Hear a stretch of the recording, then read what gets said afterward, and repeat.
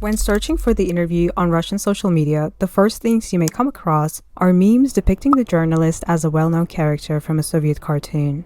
It's interesting that these two individuals have nothing in common except for their names, but because people are familiar with the cartoon character and have positive feelings towards it, it helped to create a likable image of Carlson, making him relatable to the public.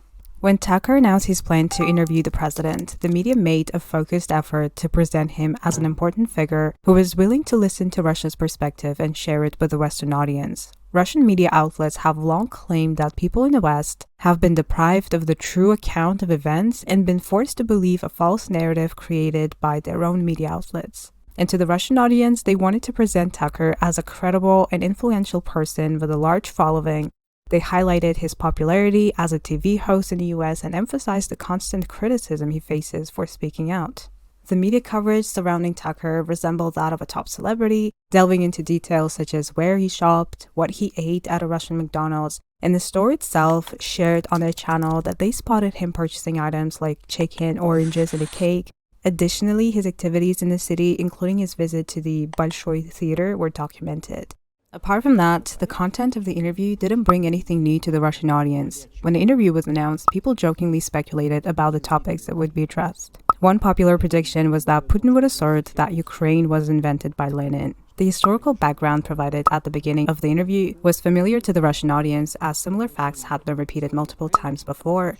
Many individuals highlighted that these references were not intended to justify the invasion, but rather to provide context to the Western audience who may not be aware of the close historical ties between the people of Ukraine and Russia.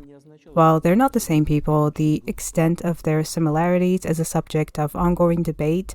Putin's assertion that this makes the conflict somewhat of a civil war reflects his perspective on the situation. Those who supported the interview appreciated the opportunity it provided to convey Russia's perspective to the Western audience. They believe that the media often unfairly targets Russia and selectively omits certain details to fit their own narrative, especially regarding the alleged desire to invade NATO territories, despite Putin's denial of any such interest. Russians believe that the media's fixation on this is a tactic to intimidate Americans and push for unnecessary war funding. They also agreed with Putin's message that NATO members often vote against their own country's interests in order to maintain the idea of a united West. It was important for Russians to have Americans hear this perspective, as they believed it would help counter the negative sentiment towards Russia. This interview was a significant moment after a 2-year gap, which may explain the enthusiasm displayed by some people chasing Tucker in the snow in the evening. There was a significant number of negative opinions expressed. People were critical of the way the media exaggerated the importance of the entire interview and their attempts to manipulate others into regarding the journalist as the ultimate authority. The topic of NATO expansion and its perceived threat to Russia, which is considered to be a significant factor in the ongoing conflict. For these individuals, the interview served to reinforce their existing belief that the war is essentially a struggle between two power blocs unrelated to Ukraine. Some questioned the necessity of the interview as they felt nothing new was revealed. However, there were others who appreciated Putin's directness and his willingness to openly discuss topics that are often kept hidden from the public. Speaking of Putin's directness, when answering questions, he often speaks in a style which resembles informal conversations between close acquaintances in Russian culture.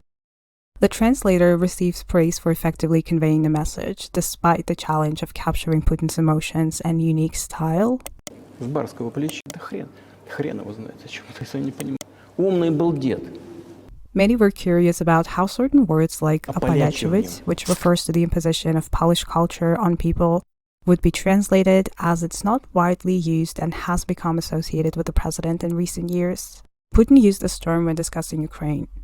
I know the interview was meant to be this way, but a lot of people, including myself, felt that it was more of a one-sided conversation that summarized Putin's previous statements. Honestly, the interview didn't meet my expectations. It's possible that the cultural barrier played a role, but if Tucker had done more research, he could have asked more engaging questions that would have resonated with the Russian audience. Also, because of the complexity of the Russian language and culture, some context may have been lost in translation, but I've been following some discussions on Reddit, and I'm glad to see that the general understanding of the conversation was on point.